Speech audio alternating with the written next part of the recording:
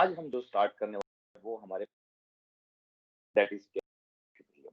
जब हम बेटा केमिकल इक्विलिब्रियम की बात करते हैं तो होती क्या है इक्विलिब्रियम? देखिए बेटा, जब हम किसी भी एक रिएक्शंस की बात करते हैं, जब किसी भी एक रिएक्शन की बात करते हैं, जब कोई भी एक रिएक्टेंट किसी भी एक रिएक्शन के अंदर यानी केमिकल रिएक्शन के अंदर जब कोई भी एक रिएक्टेंट कंप्लीटली रिएक्ट होके किसमें चेंज हो जाता है? प्रोडक्ट में। देन तो वो हमारे पास क्या कहलाती है बेटा? एक केमिकल रिएक्शन। ठीक है बेटा, केमिकल रिएक्शन। तो हम क्या कहते हैं बेटा? In a chemical reaction the reacting species combine, जितनी भी रिएक्टिंग स्पीशीज है वो कंबाइन होती है with each other to form product product. और जब वो कंप्लीटली रिएक्ट हो जाती है, याद रखना बेटा, when the reaction is completely जो होती है, when the reaction is completed, that is all reacting species, ठीक है बेटा, ऑल रिएक्टिंग स्पीशीज जो होती है बेटा वो सब किस में चेंज है? All reacting species changes to product, changes to product. तो बेटा हमने 10th क्लास में एक चीज की थी, तो हमें क्या क्या चीज ऑब्जर्व होती है उस टाइम पे? हाँ जी बेटा, ये बताइए क्या क्या चीज ऑब्जर्व होगी, जल्दी बताइए बेटा। जब एक रिएक्टिंग स्पीशीज जब कंप्लीटली चेंज होती है प्रोडक्ट में, तो हमें दिखाई देता है बेटा चेंज इन टेम्परेचर, और बताइए बेटा Change in color, change in color. Change in colour. Very good बेटा। और sir, change in state, Change in state. Very good, change in state. और बेटे Formation of precipitate.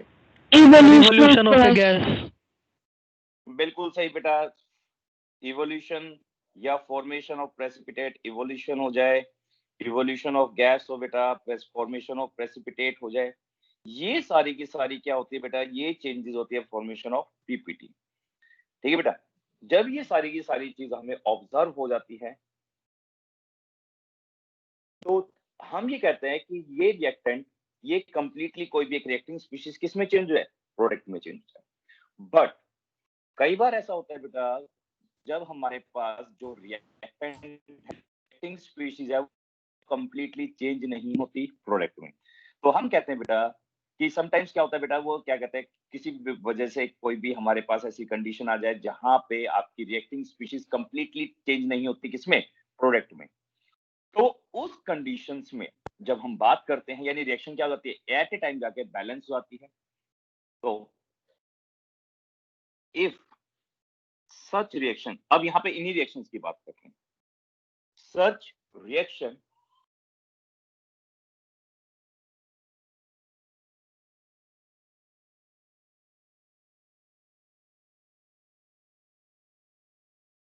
Such reaction हम बात करते हैं बेटा, ऐसी जब रिएक्शंस की बात करते हैं, such reaction is not completed, जब ऐसी रिएक्शन कंप्लीट नहीं होती बेटा, ठीक है बेटा, नॉट कंप्लीटेड, तब होगा क्या? The concentration of both species, species का मतलब बेटा यहां पे हम रिएक्टेंट और प्रोडक्ट बोथ की बात करते हैं। The concentration of both species यानी reactant and product are found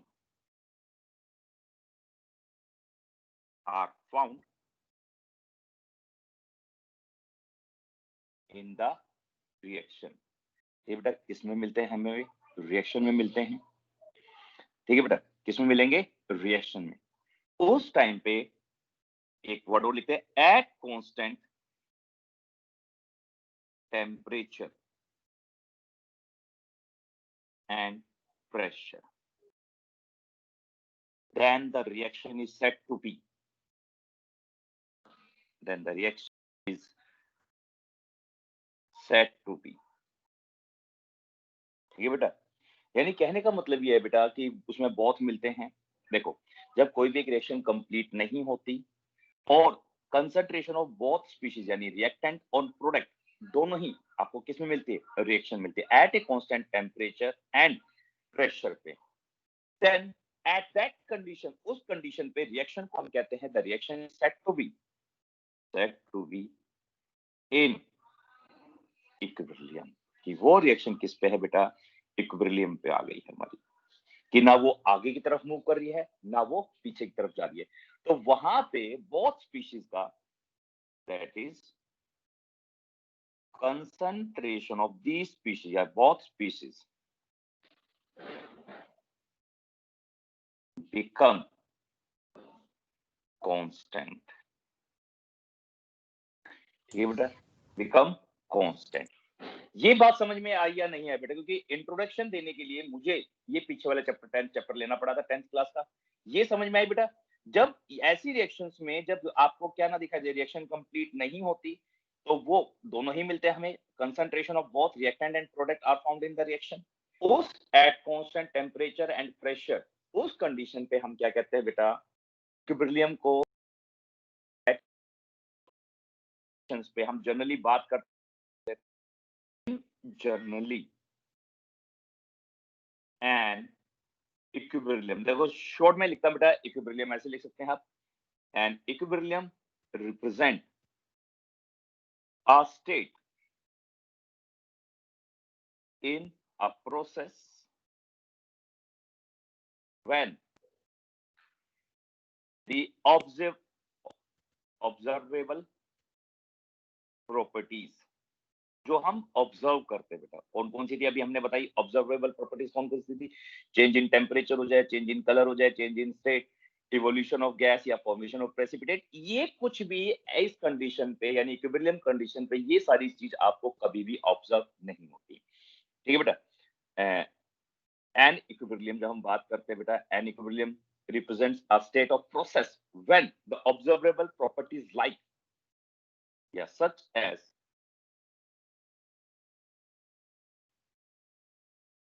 temperature, concentration etc या स्टेट की बात कर सकते हैं, does not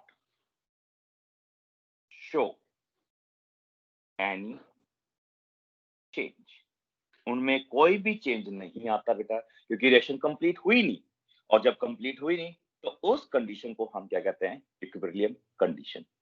हाँ जी बेटा, और इक्विलिब्रियम कंडीशंस के ऊपर आपके पास बहुत रिएक्टिंग स्पीशीज मिलती है, रिएक्टेंट मिलता है एंड प्रोडक्ट दोनों ही मिलते हैं, तो उस मिक्सचर को हम कहते हैं रिएक्शन मिक्सचर या इक्विलिब्रियम मिक्सचर।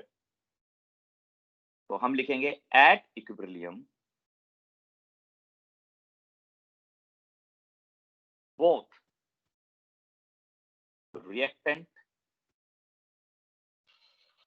and product, ठीक है बेटा, are found in the concentration, are found in the reaction, sorry, the concentration of, या फिर पूरा लिखे बेटा, at equilibrium both concentration of reactant and product are found in the reaction, then reaction is called, the concentration is called, जब हम बात करते हैं रिएक्शन की जो कंसंट्रेशन होगी बेटा वो कही जाएगी हमारे पास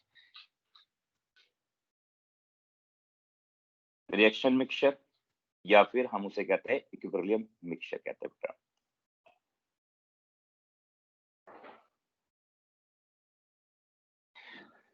हाँ जी बेटा, तो जब हम बात करते हैं तो जो इक्विलिब्रियम होता है बेटा, ये हमारे पास इक्विलिब्रियम दो टाइप्स के होते हैं, और ये हमारे सिलेबस में दो अलग अलग पार्ट करके दे रखे हैं बेटा। एक हमारे पास है फिजिकल इक्विलिब्रियम, जिसके फिजिकल चेंज, और दूसरा हमारे पास है केमिकल इक्विलिब्रियम, जिसमें हम केमिकल चेंजेस की बात करेंगे बेटा। तो फिजिकल इक्विलिब्रियम की बात करते हैं, इन सच केसेस, सिंपल सा लिखते हैं बेटा, in such cases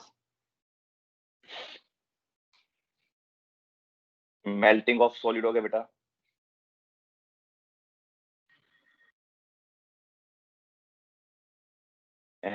evolution of gas, इस टाइप से बेटा। तो ये सारी चीज स्टडी करते हैं हम किसमें, फिजिकल में। या फिर हम बात करते हैं melting of ice, freezing of solid या freezing of liquid, sorry liquid freeze करता है, ईटीसी। ये सारी की सारी चीज स्टडी करते हैं बेटा किसके अंदर, फिजिकल इक्विलिब्रियम के अंदर। और केमिकल इक्विलिब्रियम किसके साथ एसोसिएट होता है, इट एसोसिएटेड विद, बेटा it associated with chemical reaction. ये सारा का सारा केमिकल रिएक्शन के साथ एसोसिएट होता है बेटा। और हमारे सिलेबस में फिजिकल इक्विलिब्रियम ज्यादा इंपॉर्टेंट नहीं, इससे एक भी क्वेश्चन नहीं आता बेटा। देखिए फॉर एग्जांपल मैं आपको बताता हूं। अब शुरू करते हैं बेटा फिजिकल इक्विलिब्रियम।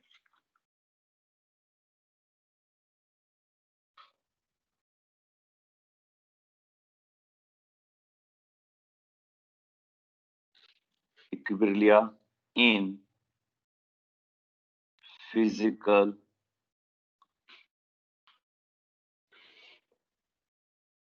चेंजेस।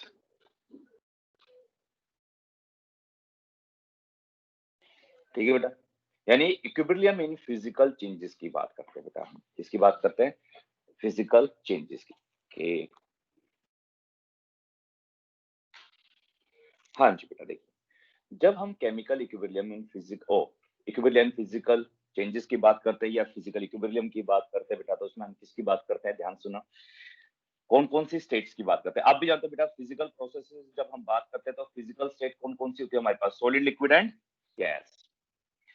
हाँ जी, एक चीज और बताना भूल गया बेटा, यहाँ पे जो हमारे पास इक्विलिब्रियम होता है, इस इक्विलिब्रियम को हम डबल साइडेड एरो से रिप्रेजेंट करते हैं। किससे रिप्रेजेंट करते हैं बेटा, डबल साइडेड एरो से। और इसकी जो सिंपल डेफिनेशन होती है, ध्यान सुना, इस इक्विलिब्रियम को डबल साइडेड एरो से रिप्रेजेंट करते हैं। और सिंपल डेफिनेशन की बात करते हैं तो क्या होता है बेटा, जब हमारे पास rate of forward direction, rate of forward direction reaction की बात करते हैं, या रेट ऑफ फॉरवर्ड रिएक्शन जब इक्वल हो जाए, is equal to rate of backward reaction के इक्वल हो जाए, या फिर पूरा the reaction in which the rate of forward reaction, यानी कोई भी एक रिएक्शन जिस रेट से फॉरवर्ड की तरफ मूव करिए उतने ही रेट से बैकवर्ड की मूव करे, then the reaction is said to be in equilibrium state. अब इसको बेटा सिंपल सा एक्सप्लेन करने के लिए मैं एक एग्जांपल लेता हूं, वो लेंगे फिजिकल इक्विलिब्रियम से। हाँ जी बेटा, देखिए पास जो फिजिकल इक्विलिब्रियम की बात करते हैं तो हमारे पास तीन स्टेट्स होती है। कौन कौन सी होती है बेटा, सॉलिड, लिक्विड एंड गैस। तो हम इसमें बात करेंगे सॉलिड लिक्विड इक्विलिब्रियम,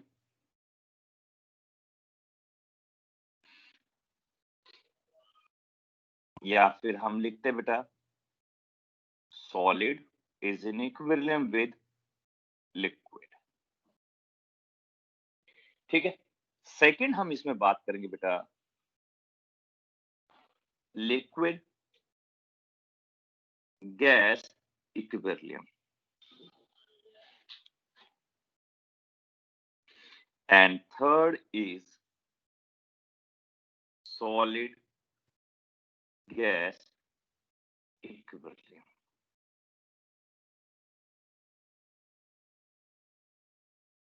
हाँ जी बेटा, देखिए इसको थोड़ा सा एक्सप्लेन करने के लिए बेटा हम क्या लेते हैं, मैं इस वाले को एक्सप्लेन करता हूं, लिक्विड गैस इक्विलिब्रियम। बाकी सारे इजिली एक्सप्लेन हो जाएंगे, सेकंड पार्ट में एक्सप्लेन करता हूं। तो सेकंड और थर्ड की हेल्प से इक्विलिब्रियम समझाने की कोशिश करूंगा बेटा, फिर उसके बाद आपको इजिली समझ में आ जाएगा। सॉलिड, ये लिक्विड गैस इक्विलिब्रियम। हाँ जी बेटा, देखिए बेटा, जब हम लिक्विड गैस इक्विलिब्रियम की बात करते हैं, तो लिक्विड गैस इक्विलिब्रियम में होता क्या है बेटा? आपने क्या कर रखा है बेटा? और ध्यान से सुनना, इक्विलिब्रियम की कंडीशन क्या होती है बेटा? कि इसके अंदर हमेशा जो सिस्टम होगा, ये हमेशा हमारा क्लोज सिस्टम होगा बेटा। ये हमारे पास एक क्लोज सिस्टम है।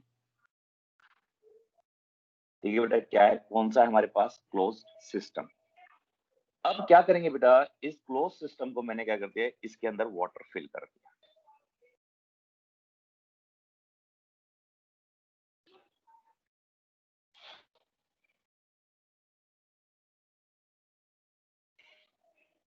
हाँ जी, मैंने इसमें क्या कर दिया? वाटर फिल कर दिया। ये हमारे पास है वाटर, और ये अभी हमारे पास क्या है? Initial state. ये बेटा, ये क्या है हमारे पास? इनिशियल स्टेट होगी। अब आप क्या करोगे बेटा? धीरे-धीरे हम क्या करते हैं? इसका टेम्परेचर इंक्रीज करते हैं। ध्यान से सुना, मैं क्या कर रहा हूँ बेटा? धीरे-धीरे क्या कर रहे हैं? इसका टेम्परेचर इंक्रीज करते हैं क्लोज कंटेनर के अंदर, और एट ए कांस्टेंट टेम्परेचर। ध्यान से सुना, मैंने क्या करा बेटा? यहाँ पे 100 डिग्री सेल्सियस पे ले जाके इसको मैंने टेम्परेचर को राइज करके यहाँ पे कांस्टेंट कर दिया, यानी 100 डिग्री पर तक ले जाके इसको क्या कर दिया? कांस्टेंट। सुना, 100 डिग्री सेल्सियस पे होगा क्या बेटा? Anyone can tell me 100 degree Celsius पे होगा क्या बेटा? अरे बता तो दो बच्चों। सर वेपर्स बन जाएंगे। सर वेपर्स फॉर्म होंगे। बिल्कुल सही, बिल्कुल सही, वेपर्स फॉर्म होना शुरू हो जाएंगे। तो ये वेपर्स बनेंगी, यहाँ पे वेपर्स बनना शुरू हो जाएंगी, यानी लिक्विड चेंजेस होगा किसमें? वेपर्स में। और यहाँ पे बेटा 100 डिग्री सेल्सियस पे वेपर बनना शुरू हो गए ये सारे के सारे। अब ये वेपर्स क्या करेंगे? ध्यान से सुनना बेटा, और यहाँ जाके मैंने 100 डिग्री से ऊपर नहीं लेके गया, कांस्टेंट कर दिया इस टेम्परेचर को 100 डिग्री पे। 100 डिग्री पे ले जाके इसके टेम्परेचर को मैंने क्या कर दिया? टेम्परेचर 100 डिग्री पे कांस्टेंट कर दिया। और प्रेशर मैंने पहले से कांस्टेंट कर रखा था। प्रेशर क्या कर रखा था? पहले से ही कांस्टेंट था इस कंटेनर के अंदर, क्योंकि क्लोज है। अब क्या होगा बेटा? अब देखिए, यहां से आपने टेम्परेचर राइज कर दिया तो वेपर्स में बनना शुरू हो गई। ये वेपर्स किस में चेंज हुई? लिक्विड वेपर्स में चेंज होना शुरू हुआ। अब ये पार्टिकल्स क्या करेंगे बेटा? आपस में कोलाइड करके वापस से किस में चेंज होंगे? वेपर्स में चेंज, ओ लिक्विड में चेंज होना शुरू हो जाएंगे। ध्यान सुना, तो होगा क्या बेटा? आफ्टर सम टाइम जैसे जैसे वेपर्स बनेंगी और जैसे जैसे वेपर की कंसंट्रेशन इंक्रीज होती चली जाएगी, लिक्विड कम होता जाएगा और वेपर्स क्या करेंगी? इंक्रीज होगी। तो स्टार्टिंग में क्या होगा बेटा? जो वेपर्स है यानी H2O अभी जो लिक्विड स्टेट में है, ये चेंज होगा किसमें? इनिशियली ये चेंज होता चला जाएगा। इनिशियली H2O लिक्विड चेंज होगा H2O गैस में। ठीक है बेटा, एंड आफ्टर सम टाइम जब ये वेपर्स धीरे धीरे बढ़ती चली जाएगी, तो ये वेपर्स आपस में भी क्या करेंगी? कोलाइड करेंगी, और कोलिजन की वजह से ये एनर्जी लॉस करेंगे और वापस किस स्टेट में आएंगी? लिक्विड स्टेट में आ जाएंगी। अब ध्यान सुना, यहाँ पे बेटा जितना लिक्विड वापस टकरा के लिक्विड बनेगी, उतनी ही वेपर्स वापस बनेगी। यदि यहाँ पे 100, जब हम बात कर रहे हैं, यदि 1 ml वापस, ये वेपर्स के 1 ml वापस किस में बन रहे हैं? लिक्विड बन रहा है, तो यहाँ से 1 ml लिक्विड वापस किस में स्टेट में जाएगा? वेपर स्टेट में चला जाएगा। तो rate of formation of liquid बनने की और वेपर बनने की, यानी रेट ऑफ फॉरवर्ड रिएक्शन, ये देखो फॉरवर्ड रिएक्शन और ये बैकवर्ड रिएक्शन, दोनों क्या कर रही है? सेम रेट से टेक प्लेस कर रही है। तो आफ्टर सम टाइम, कुछ टाइम के बाद, ये H2O जो हमारे पास गैस बनी थी, ये H2O गैस वापस से क्या बनना शुरू हो जाएंगी बेटा? ये वापस से लिक्विड बनना शुरू हो गई। और पहले क्या था? और जितनी लिक्विड बनेगी वापस लिक्विड किस में चेंज जाएगी? तो इस टाइप से बेटा ये दोनों ही प्रोसेस टेक प्लेस करती है। तो दोनों ही रेट ऑफ फॉरवर्ड रिएक्शन और रेट ऑफ बैकवर्ड रिएक्शन दोनों क्या करती है? सेम रेट से टेक प्लेस करती है। Then the reaction is said to be at equilibrium. तो इसे हम कहते हैं बेटा एट इक्विलिब्रियम। तो इसके लिए कांस्टेंट टेम्परेचर होगा बेटा और प्रेशर होगा, और जब ये दोनों ही सेम रेट से टेक प्लेस करेगी, then the reaction is said to be an equilibrium. ठीक है बेटा, इसमें कोई डाउट हो तो मुझे बताओ बेटा, ये समझ में आया या नहीं आया? हाँ जी बेटा। सर आगे समझ में। सर आ गया। ओके बेटा, बस बेटा इतना सा देखो, इतना ज्यादा डिफिकल्ट नहीं है, बस इतना सही है। ठीक है बेटा, अब सेम हम बात करते हैं बेटा, सेम छोटे छोटे लिखेंगे तो हम सिंपल सा लिखेंगे बेटा, रेट ऑफ वेपराइजेशन ऑफ यानी रेट ऑफ वेपराइजेशन, यानी लिक्विड से वेपर बनने को क्या कहते हैं, वेपराइजेशन कहते हैं। जब ये इक्विलिब्रियम हो जाए किसके साथ, रेट ऑफ, हाँ बेटा लिक्विड बनने की क्या कहते हैं हम, कंडेंसेशन। लिक्विड, ओ कंडेंसेशन, कंडेंसेशन कह दीजिए, लिक्विफिकेशन कह दीजिए बेटा, कंडेंसेशन, ठीक है बेटा, इस टाइप से। चलो कंडेंसेशन आपने बोल दिया, मैं कंडेंसेशन लिख दिया। तो ये जब दोनों ही सेम रेट से टेक प्लेस करते हैं बेटा, then that reaction is called at to be equilibrium. तो सेम बेटा जब हम बात करते हैं सॉलिड लिक्विड की, सॉलिड लिक्विड इक्विलिब्रियम, जब हमारे पास बेटा rate of melting of ice जब ये इक्वल हो जाता है, या इक्विलिब्रियम आ जाए, इक्वल हो जाए किसके, rate of freezing of water के, तब वो कहलाती है बेटा सॉलिड लिक्विड इक्विलिब्रियम। ठीक है बेटा, तब ये क्या कहलाता है हमारे पास, सॉलिड लिक्विड इक्विलिब्रियम। सेम ऐसे बेटा गैस और सॉलिड और गैस के लिए बेटा, यानी जब हमारे पास कोई भी एक सॉलिड डायरेक्टली गैस में चेंज हो रहा है और उतने ही रेट से गैस से वापस किस में चेंज हो जाए, यानी सॉलिडिफिकेशन जब हम बात करते हैं, सब्लिमेशन की बात करते हैं, दोनों ही sublimation same rate take place करते हैं बेटा, then it is called solid gas equilibrium. ये हमारे इसमें है। तो ये ज्यादा इतना डीपली मत कीजिए, बस सिंपल है, क्योंकि ज्यादा वो भी नहीं है, इंपॉर्टेंट नहीं है भाई, इतना सा कीजिए बेटा।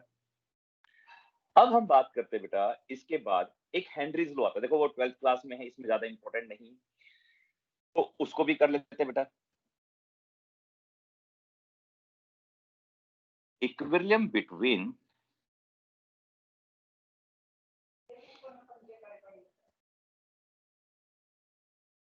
a gas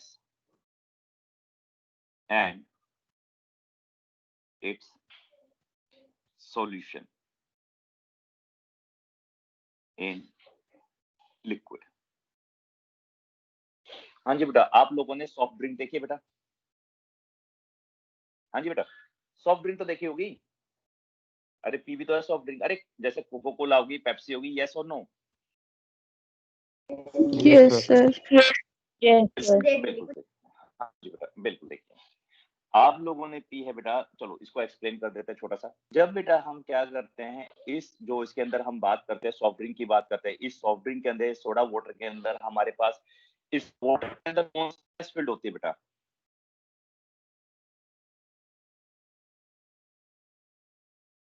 जल्दी बताइए कौन सी गैस होती है बेटा सोडा वाटर के अंदर, कार्बन डाइऑक्साइड। वेरी गुड बेटा, के अंदर बिल्कुल से बेटा। या सॉफ्ट ड्रिंक के अंदर बेटा जब हम बात करते हैं, तो इनके क्या करते हैं बेटा, इनको इन विच सोडा बोतल के अंदर या सॉफ्ट ड्रिंक बोतल्स के अंदर, इन सील्ड सोडा वाटर और soft drink contain CO2 gas. ये CO2 गैस करते हैं बेटा, और इनको हाईली कंप्रेस करके, बहुत ज्यादा कंप्रेस करके क्या करते हैं बेटा, हम CO2 गैस को इनके अंदर डिसॉल्व करते हैं बेटा। Contain CO2 gas which has been dissolved in water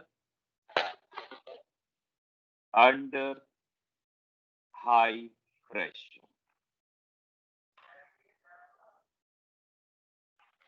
ठीक है बेटा, अब देखिए ये मेरे पास एक सिस्टम है,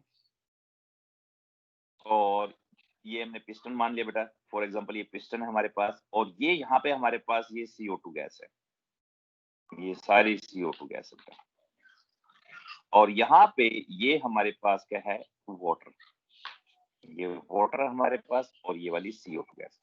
अब ये मैंने क्या कर दिया, इस पिस्टन को ऊपर से प्रेशर कर रहे हैं, मैंने प्रेशर कर दिया इस पिस्टन को इस टाइप से, जैसे ये पिस्टन नीचे की तरफ मूव कर रहा है बेटा, ऊपर से देखिए इतना चेंज आ गया इसके अंदर, और जब जितना ये हम प्रेशर करते जाएंगे बेटा, उतनी ज्यादा हाईली कंप्रेस्ड CO2 गैस होगी, और CO2 इस वाटर के अंदर, इस वाटर मॉलिक्यूल के अंदर बेटा ये क्या होती जाएगी, डिसॉल्व होती जाएगी। ठीक है बेटा, यानी जितना प्रेशर आप इसके ऊपर अप्लाई करोगे, उतनी ज्यादा क्या करेगी, डिसॉल्व करेगी, और फिर ये जाके ठीक है बेटा, एक कंडीशन ऐसी आएगी जहां पे ये डिसॉल्व होना बंद हो जाएगी। तो यानी आप डिसॉल्व करोगे तो यहाँ से ये डिसॉल्व जो गैस है वो बाहर निकल जाएगी और वापस से डिसॉल्व होना शुरू हो जाएगी। एक लिमिट के बाद ये डिसॉल्व नहीं होती बेटा। तो यानी कहने का मतलब है CO2 गैस जो ऊपर किसमें है, गैसियस स्टेट में है, वो इक्विलिब्रियम में आ जाएगी किसके साथ, CO2 जो प्रेजेंट है किसमें, लिक्विड में, प्रेजेंट इन सॉल्यूशन। यानी जितनी आप ऊपर से प्रेस करते जाओगे, मानी एक कंडीशन आएगी यहाँ पे अंदर का प्रेशर और बाहर का प्रेशर जब इक्वल आ जाएगा, तो और ज्यादा प्रेशर अप्लाई करते हो बेटा, तो ये जो गैस इसके अंदर डिसॉल्व है, ये ऊपर जो डिसॉल्व, ये ब्लू कलर के आपको दिखाई, डिसॉल्व करके वापस किस में आ जाएगी, गैसियस स्टेट में आ जाएगी, और जो ऊपर की तरफ प्रेजेंट होते हैं गैस वो वापस क्या होंगे, डिसॉल्व। तो ये इस टाइप से इन दोनों के बीच में क्या आ जाएगा, इक्विलिब्रियम। तो this experiment was explained by the scientist known as Henry's law. उसने बताया था बेटा, जितना आप प्रेशर अप्लाई करोगे किसी भी एक लिक्विड के ऊपर, ठीक है बेटा, किसी भी एक लिक्विड जिसके ऊपर गैस प्रेजेंट है, तो जितना प्रेशर आप अप्लाई करोगे तो गैसेस की सॉल्युबिलिटी उतनी ज्यादा लिक्विड में क्या करेगी, इंक्रीज करेगी at constant pressure and volume. ठीक है बेटा, या टेम्परेचर कह सकते हो, और वॉल्यूम क्या रहेगा, सेम रहना चाहिए। तो हम यही कहते हैं, इट स्टेट्स दैट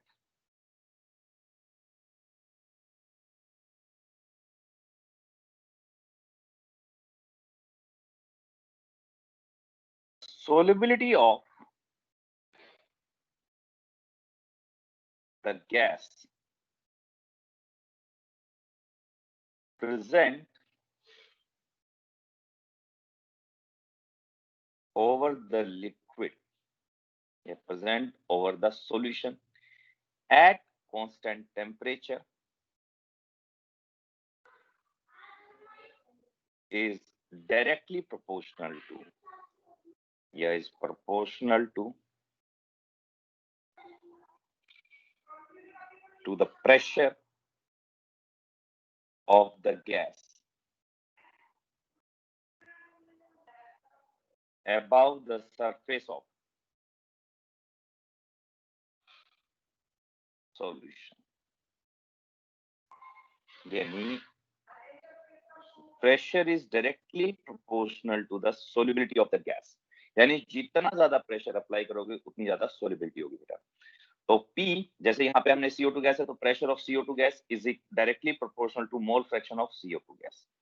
तो PCO2 इज इक्वल टू में KHCXCO2। और यहाँ पे बेटा ये PCO2 हमारे पास कहलाता है प्रेशर या partial pressure of CO2 gas. KH is the Henrys constant, और बेटा ये हेनरीज कांस्टेंट की वैल्यू हर गैस के लिए क्या होती है, डिफरेंट होती है। हर गैस के लिए क्या होती है, डिफरेंट होती है। और X CO2 हमारे पास होता है मोल फ्रैक्शन ऑफ CO2, जो डिसॉल्व हुआ है किसके अंदर, लिक्विड के अंदर। ठीक है बेटा, तो ये हमारे पास जनरल, हमारे पास ये क्या है, हेनरीज लॉ का था, और ये 12th क्लास में बहुत डीपली है समझ में बेटा। हेनरीज लॉ, तो हेनरीज लॉ ने सिंपल ये कहा, जितना ज्यादा आप प्रेशर अप्लाई करोगे उतनी ही ज्यादा क्या होगी बेटा, सोल्युबिलिटी होगी। ठीक है बेटा, उतनी ज्यादा क्या होगी, सोल्युबिलिटी।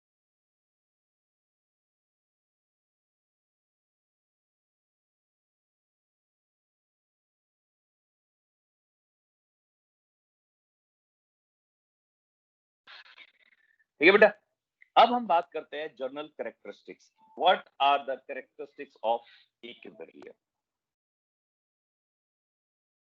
जर्नल कैरेक्टरिस्टिक्स 2-3 बेटा कराएंगे, ज्यादा नहीं है। जर्नल कैरेक्टरिस्टिक्स ऑफ इक्विलिब्रियम, ये सारी चीज हमें पता है क्या क्या होती है। पहली चीज, इक्विलिब्रियम बेटा हमेशा कौन से कंटेनर में होना चाहिए, ओपन सिस्टम में या क्लोज सिस्टम में, क्लोज सिस्टम। क्लोज्ड। बिल्कुल सही। और इक्विलिब्रियम की जब बात करते हैं बेटा, ये सारा का सारा जब हम बात करते हैं तो इसके लिए हमेशा टेम्परेचर कांस्टेंट होना चाहिए। याद रखना बेटा, टेम्परेचर शुड बी कांस्टेंट।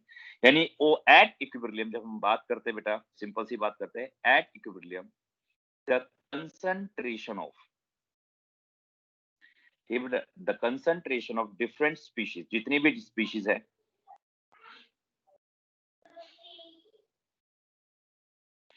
ठीक है बेटा,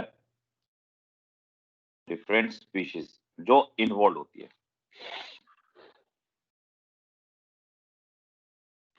ठीक है बेटा, बिकम्स कांस्टेंट। और ये सारी की सारी बेटा जो कंसंट्रेशन होती है वो सारी कांस्टेंट हो जाती है, क्योंकि वो चेंज नहीं होती ना फॉरवर्ड ना बैकवर्ड एट कांस्टेंट टेम्परेचर। तो पहली चीज ये है बेटा, एट कांस्टेंट टेम्परेचर। दूसरी बात, ऑल द मेजरेबल प्रॉपर्टीज, जितने भी मेजरेबल है जो हम मेजर करते हैं बेटा, ये सारी की सारी ऑल द मेजरेबल प्रॉपर्टीज, जितने भी मेजरेबल प्रॉपर्टीज हैं, ठीक है बेटा, ये सारी की सारी क्या होती है किसी भी एक सिस्टम की, ऑफ द सिस्टम कांस्टेंट। ये शॉर्ट वर्ड में लिख दिया, बिकम कांस्टेंट एट इक्विलिब्रियम, यानी इक्विलिब्रियम पे ये सारी की सारी चीज क्या हो जाती है बेटा, कांस्टेंट हो जाती है, ठीक है बेटा। तो सिंपल सी बात, forward direction and backward direction क्या हो जाता है बेटा, सेम स्पीड से टेक प्लेस करते हैं बेटा, तो वो हमेशा क्या कहलाएगी, डायनेमिक होगी। और यदि स्टॉप हो जाए, वो एक जगह जाकर रुक जाए, तो वो स्टैटिक कहलाती है। और मोस्ट बेटा हमारे सिलेबस में वो फिजिकल के अंदर डायनेमिक चलती है और केमिकल के अंदर स्टैटिक चलती है, ठीक है बेटा। तो हम ये बात करते हैं एट डायनेमिक इक्विलिब्रियम या इन डायनेमिक इक्विलिब्रियम। डायनेमिक मतलब जो लगातार चलता रहता है, डिसॉल्व। देखो जैसे हमने कहा, जितना ये यहाँ से लिक्विड से, ये गैस जो है लिक्विड से कहा जाएगी, गैसेस स्टेट में जाएगी, उतनी गैस क्या हो जाएगी, डिसॉल्व हो जाएगी। तो ये प्रोसेस चलता रहता है बेटा, तो ये डायनेमिक है, ठीक है बेटा। तो at dynamic equilibrium the rate of forward process and backward process, या सिर्फ शॉर्टली लिखते हैं forward and backward processes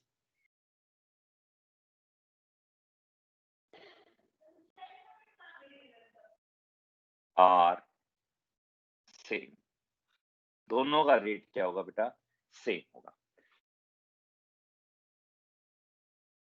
equilibrium always take place closed system. ये हमेशा बेटा कैसा होगा, क्लोज सिस्टम में ही टेक प्लेस करेगा, ओपन में कभी भी टेक प्लेस नहीं करता। ये नेक्स्ट लास्ट पॉइंट है बेटा हमारा, बस इतना ही कर लीजिए इक्विलिब्रियम के अंदर, वैसे से ज्यादा नहीं है बेटा।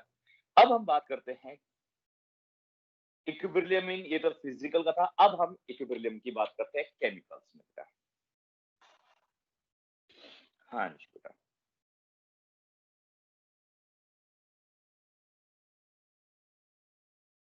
या इक्विलिब्रियम इन केमिकल सिस्टम। हाँ जी बेटा, देखो फॉर एग्जांपल ध्यान सुना, जब हम CaCO3 को, ध्यान सुना, जब हम CaCO3 को हीट करते हैं, तो ये CaCO3 सॉलिड किस में चेंज होता है बेटा, हीट करने पे ये टूट जाता है, किस में टूटता है, 10th क्लास में आपने पढ़ा था ना, ये टूटता है कैल्शियम ऑक्साइड में, सॉलिड में, और वापस किस में, कौन सी गैस निकलती है, CO2 गैस। हाँ जी बेटा, ये समझ में है। अब देखिए, जब हम दीवारों पे कैल्शियम ऑक्साइड लगाते हैं, तो ये CO2 गैस वापस से रिएक्ट करके क्या बना लेती है हमारे पास, ये हमने फॉरवर्ड की, और ये क्या हो जाती है, अपने आप ही बैकवर्ड हो जाती है। जब हम बात करते हैं, जब भी कोई भी रिएक्शन यानी इक्विलिब्रियम पे आते हैं, तो यानी कहने का मतलब है जो रिवर्स प्रोसेस होती है, जो फॉरवर्ड भी जा सकती हो, बैकवर्ड भी जा सकती हो, तो वे हमेशा क्या करते हैं बेटा, जब सिंपल सी बात करते हैं, तो इक्विलिब्रियम हमेशा अचीव करती है बेटा। तो सिंपल वर्ड्स में हम लिख सकते हैं, इक्विलिब्रियम can also be, या can also be सिंपल कहते हैं, achieved in the chemical reaction, in the chemical reaction involving, ऐसी रिएक्शंस इन्वॉल्व होती है बेटा जिनमें क्या होता है, रिवर्सिबल प्रोसेस होता है। और याद रखना बेटा, मोस्टली ऐसी हमारे पास 11th क्लास में सारी की सारी रिएक्शंस ऐसी है जिसके अंदर हमारी रिवर्सिबल प्रोसेस टेक प्लेस करती है, रिवर्सिबल रिएक्शंस टेक प्लेस, ठीक है बेटा, ये सारी की सारी। और एक और एग्जांपल बात कर लेता हूं, एक और एग्जांपल है बेटा, देखिए H2 के अंदर हमारे पास क्या होता है, ट्रिपल बॉन्ड होते हैं, जब ये N2 गैस जब H2 के साथ रिएक्ट करती है और हाइड्रोजन, क्योंकि ट्रिपल बॉन्ड है तोड़ना बहुत डिफिकल्ट है इसको, और हाइड्रोजन आउट ऑफ ऑल को सिंगल कोवलेंट बॉन्ड, हाइड्रोजन के अंदर सबसे ज्यादा स्टेबल बॉन्ड्स होते हैं। जब इसको हम प्रोसीड कराते हैं तो इसमें हमारे पास बनता है 2NH3 बैलेंस कर देते हैं, साथ साथ में यहाँ पे क्या आ जाएगा बेटा, 3 आ जाएगा। तो इस टाइप से बेटा, तो ये NH3 बनाती है और ये NH3 सिर्फ 10% बनता है, या हम बात करते हैं 8 या 10% के अराउंड बनता है।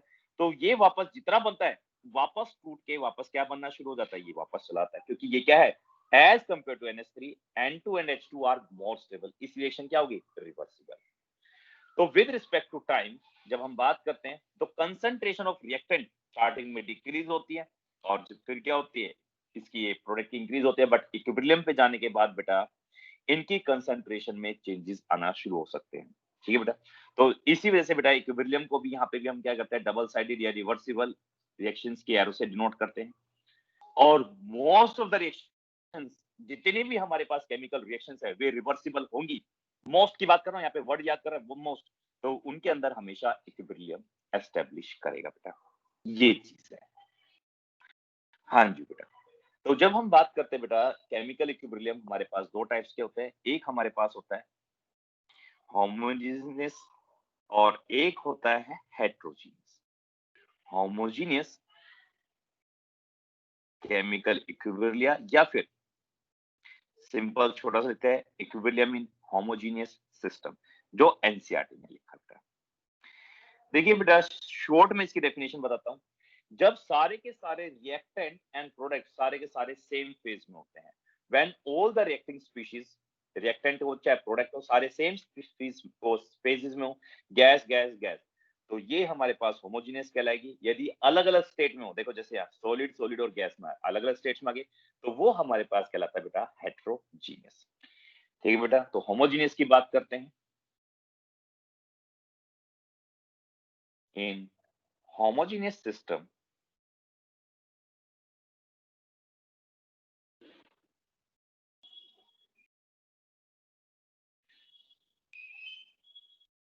the reaction, या सिंपल लिखते हैं the reactant and products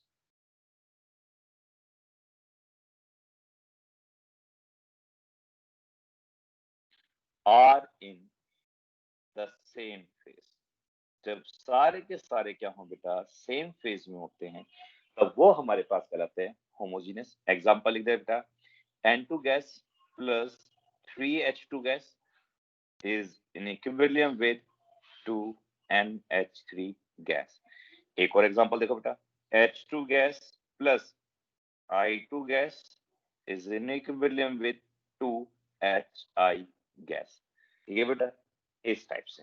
तो ये हमारे पास क्या होगी बेटा, सारे के सारे सेम फेज में तो होमोजीनियस होगी। अब हमारे पास होती है heterogeneous system.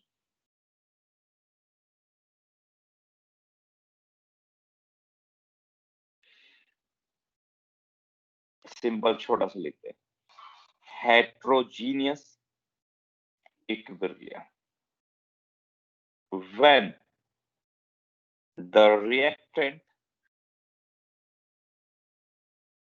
and product are not in the same phase।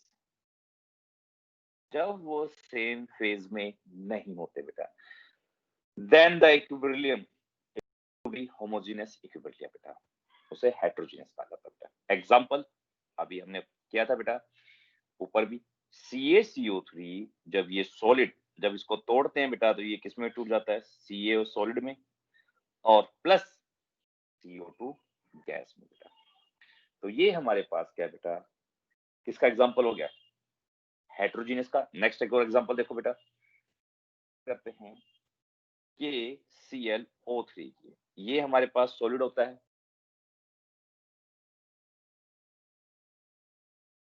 ठीक है बेटा, तब इसको तोड़ते हैं तो ये टूट जाता है KCl सॉलिड में और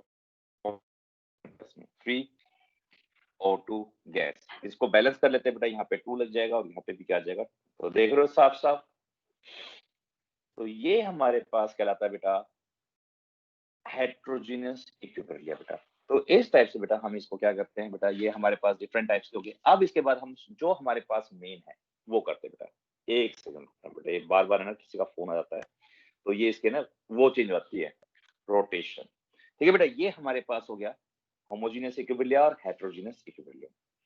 ठीक है बेटा, इसके बाद हम शुरू करते हैं बेटा लॉ ऑफ मास एक्शन, जो सबसे इंपॉर्टेंट है। इसी देखो बेटा, अभी तक का जो डेफिनेशन आते हैं वो सिर्फ ये और ये इंपॉर्टेंट है। इससे पहले का मैं पहले बताता हूँ, कोई इंपॉर्टेंट नहीं है, पेपर में कहीं से भी नहीं आता। ये सबसे पहले इंपॉर्टेंट है हमारे पास, मैंने 4 मार्क कर दिया। अब इसके बाद जो हमारे पास इंपॉर्टेंट है वो ये है, और ये पेपर में आता है, मैं पहले बताता हूं बेटा। ये हमारे पास है बेटा लॉ ऑफ मास एक्शन, या फिर इसको कहते हैं law of chemical equilibrium. Law of chemical equilibrium, हाँ जी बेटा। होता क्या है लॉ ऑफ केमिकल इक्विलिब्रियम? देखिए बेटा, सबसे पहले मैं इसकी एक आपको रिएक्शन लिख देता हूं, जनरल रिएक्शन लिखते हैं, फिर उसके बाद इसकी डेफिनेशंस की बात करते हैं बेटा। देखिए, हमने एक जनरल रिएक्शन लिखी है ए, और बेटा ये ए कोफिशिएंट है। कोफिशिएंट कैसे?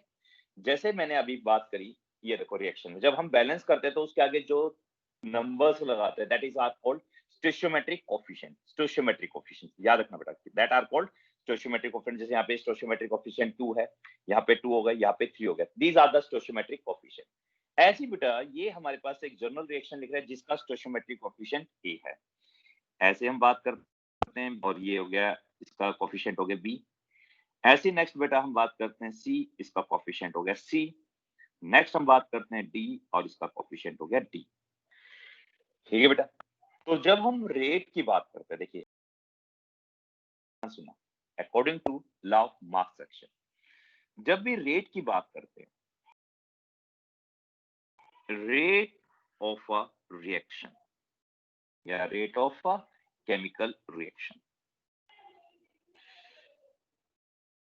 Is always directly proportional to, ये हमेशा डायरेक्टली प्रोपोर्शनल होता है बेटा, मोलर कंसंट्रेशन ऑफ, ये बेटा किसके इक्वल होता है?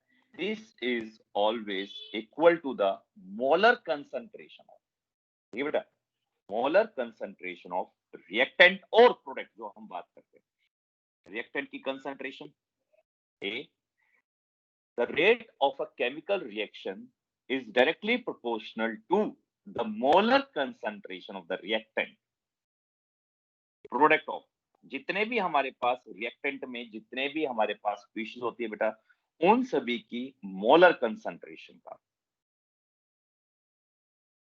और बी दो ही हैं, ए और B, and each raise to the power of their stoichiometric coefficient. A है और इसका बी का कोफिशिएंट हो गया B.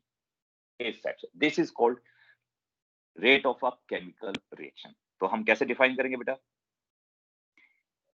Eight constant temperature, at constant temperature, the rate of a chemical reaction, the rate of a chemical reaction is directly proportional to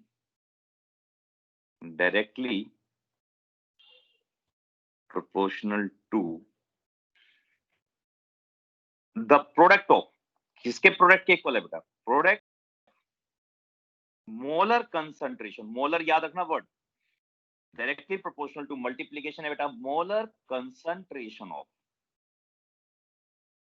reactant, जितनी भी reactant species है उन सभी के प्रोडक्ट के कंसंट्रेशन के प्रोडक्ट से। ठीक बेटा, और each raise to the power of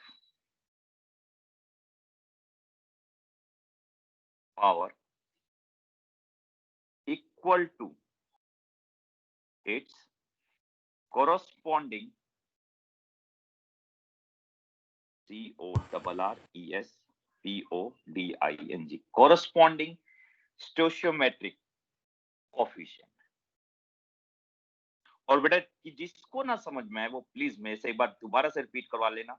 ठीक है बेटा, क्योंकि ये सबसे इंपॉर्टेंट पार्ट है, इसी के ऊपर आगे पूरी की पूरी जो हमारी इक्विलिब्रियम चैप्टर वो पूरा डिपेंड करता है बेटा। ठीक है बेटा, सर कर दो स्टोइचियोमेट्री। रिपीट एक बार। ओके बेटा, देखिए बेटा, जब हम लॉ ऑफ केमिकल इक्विलिब्रियम की बात करते हैं, लॉ ऑफ केमिकल इक्विलिब्रियम की बात करते हैं, अभी सिर्फ मैं लॉ ऑफ, जब हम बात करते हैं लॉ ऑफ मास एक्शन की बात कर रहे हैं, अब इसके बाद हम करेंगे लॉ ऑफ केमिकल इक्विलिब्रियम की बात, ऑफ मास एक्शन। इसमें ये कहा जाता है बेटा, दी जब हम बात करते हैं, जो भी हम एक जनरल रिएक्शन लेते हैं, उसके अंदर जब भी कोई भी rate of the chemical reaction है, जितना ए और बी टूटेगा उतना ही क्या बनेगा, प्रोडक्ट बनेगा। जब ए और बी टूटेगा ही नहीं तो बी सीओडी बन ही नहीं सकते। तो यानी ये सारी की सारी जो रिएक्शन है जो टेक प्लेस करते हैं इक्विलिब्रियम पे आती है, वो तभी इक्विलिब्रियम पे आएगी जब ए और बी क्या करेंगे, रिस्पॉन्ड करेंगे। जितना ए और बी टूटेगा उतना ही क्या बनेगा बेटा, हमारे पास सीओडी बनेगा बेटा। ठीक है बेटा, तो इन्होंने क्या दिया था, रिलेशन दिया था किसके बीच में, rate of the chemical reaction and किसके बीच में बेटा, rate of a chemical reaction के बीच में एंड कंसंट्रेशन के बीच में। तो उन्होंने कहा the rate of a chemical reaction, जब हम बात करते हैं बेटा अकॉर्डिंग टू किस law of mass action, the rate of a chemical reaction is directly proportional to, किसके डायरेक्टली प्रोपोर्शनल है, मोलर कंसंट्रेशन ऑफ, मोलर मतलब नंबर ऑफ मोल्स अपॉन में वॉल्यूम, उसकी बात कर रहे हैं बेटा, molar concentration of the reactant, reactant की मोलर कंसंट्रेशन, एक है तो एक लिखो बेटा, यदि दो है तो उसको उनकी प्रोडक्ट को क्या कर दे, उनकी मोलर कंसंट्रेशन को प्रोडक्ट कर देते हैं, and each raise to power of their stoichiometric coefficient, उनकी पावर से उनको पावर लगा दीजिए जो उनका स्टोइचियोमेट्रिक कोएफिशिएंट है। ये बेटा this is called law of mass action. अब हम बात करते हैं लॉ ऑफ केमिकल इक्विलिब्रियम की बात करते हैं, एंड लगा देते हैं, लॉ ऑफ केमिकल इक्विलिब्रियम। हाँ जी बेटा, देखिए बेटा लॉ ऑफ केमिकल इक्विलिब्रियम में ये कहा गया था, अब इसी रिएक्शन का लिख देते बेटा, according to law of mass action,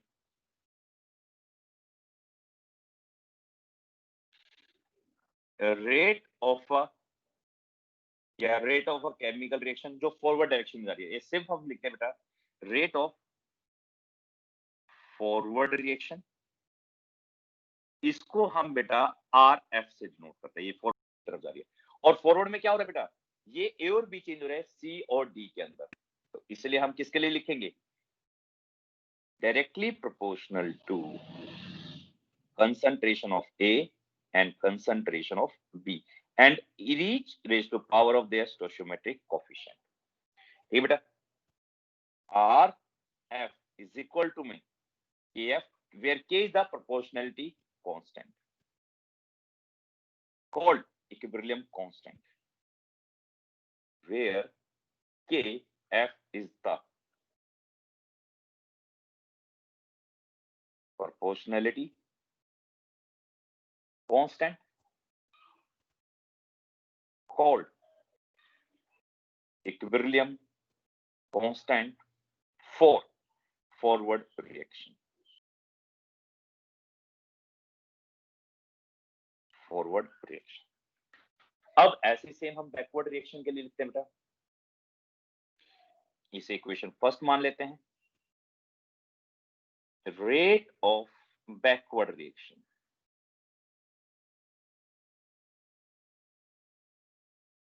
और आर बैकवर्ड को बी से रिप्रेजेंट करते हैं।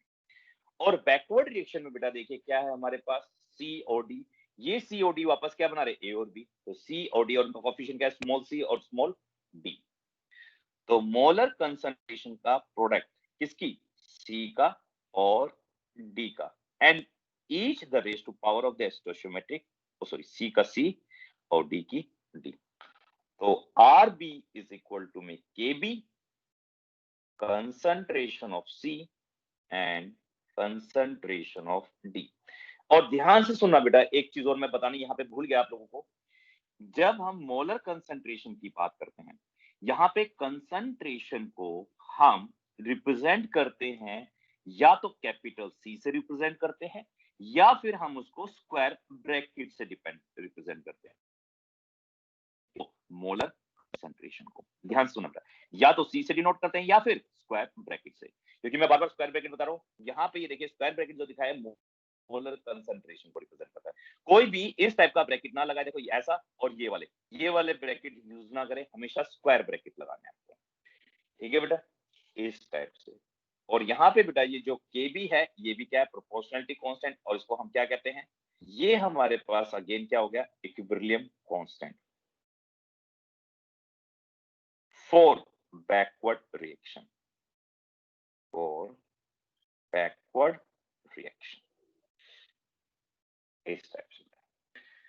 अब हम करते क्या बेटा, दोनों ही इक्वेशन को हम डिवाइड कर देते हैं।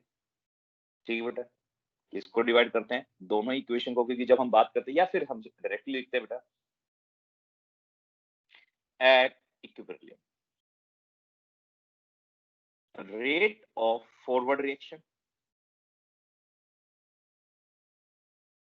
and rate of backward reaction दोनों क्या है, इक्वल है।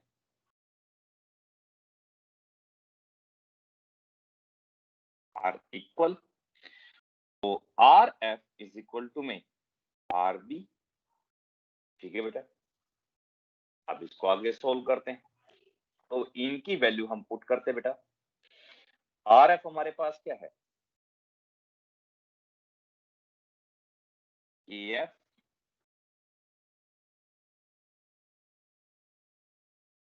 ए कंसंट्रेशन ऑफ ए की पावर ए बी की पावर बी, ऐसे K B concentration of C की power C, concentration of D की पावर डी। ठीक है बेटा, ये हमारे पास हो गया। ठीक है बेटा, इसमें किसी बच्चे को डाउट हो तो बताइए। अब देखिए बेटा, अब हम क्या करते हैं, अब इसके अंदर हम ले लेते हैं बेटा इस टाइप से के बी, जब हम बात करते हैं K F over K B is equal to में कंसंट्रेशन ऑफ सी की power C, concentration of D की पावर डी अपॉन में कंसंट्रेशन ऑफ ए की power A and concentration of B की पावर बी। ठीक है बेटा, ये हमारे पास क्या कहलाता है, this K F upon K B is called equilibrium constant. ये बेटा किससे रिप्रेजेंट करते हैं हम इसको, इक्विलिब्रियम कांस्टेंट से,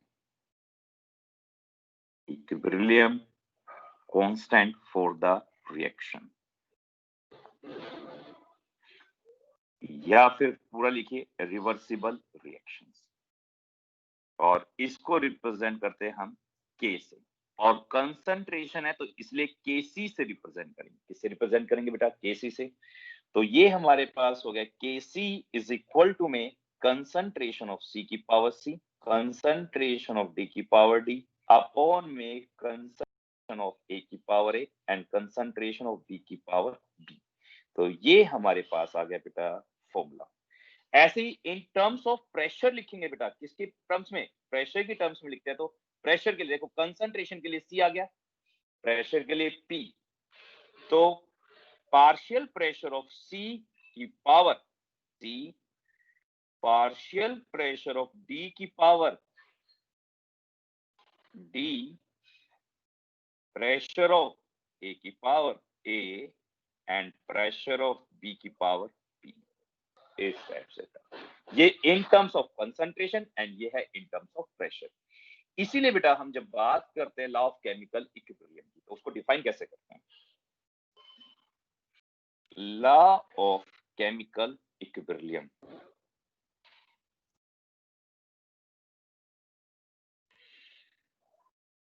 is defined as या states that, ठीक है बेटा, या सिंपल लिखते हैं, इज द, हाँ जी बेटा क्या है, डिवाइड को क्या कहते हैं हमेशा, ratio, is the ratio of the, हाँ जी बेटा।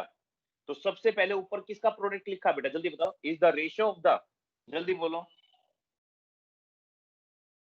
Product of the molar concentration of किसकी मोलर कंसंट्रेशन लिखी है बेटा, रिएक्टेंट की या प्रोडक्ट के ऊपर, जल्दी बताओ।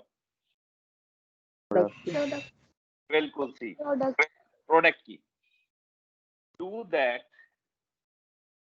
ठीक है बेटा,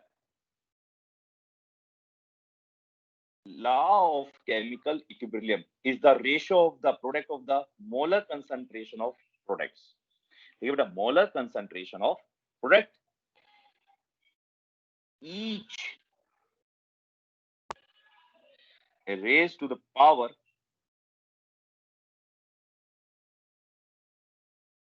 of its stoichiometric coefficients,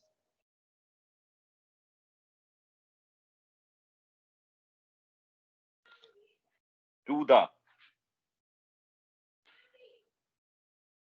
हाँ जी बेटा, किसके किसके प्रोडक्ट के इक्वल है, to the product of molar concentration of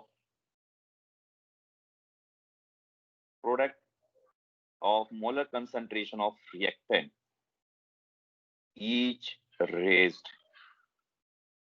to the power of its stoichiometric coefficients। ये हमारे पास कहलाता है बेटा लॉ ऑफ केमिकल इक्विलिब्रियम, और ये भी हमारे पास डेफिनेशन बहुत इंपॉर्टेंट है बेटा, ठीक है बेटा। तो ये हमारे पास आ गया केपी एंड केसी। केसी बेटा मैंने आपको बताया ये रिप्रेजेंट करता है इक्विलिब्रियम कांस्टेंट फॉर कंसंट्रेशन को रिप्रेजेंट करता है, और कौन सी कंसंट्रेशन को, molar concentration. And KP represent करता है बेटा equilibrium constant for the reversible reactions के लिए होता है equilibrium constant for partial pressure. ये चीज है बेटा हमारे पास प्रेशर। ठीक बेटा, आज के लिए इतना काफी है। कल हम क्या करेंगे बेटा, इन दोनों के बीच में रिलेशन करेंगे, ठीक है बेटा। कल हम क्या करेंगे, इन सभी के बीच में क्या करेंगे, रिलेशनशिप करेंगे, रिलेशन बिटवीन केपी एंड केसी के बारे में करेंगे।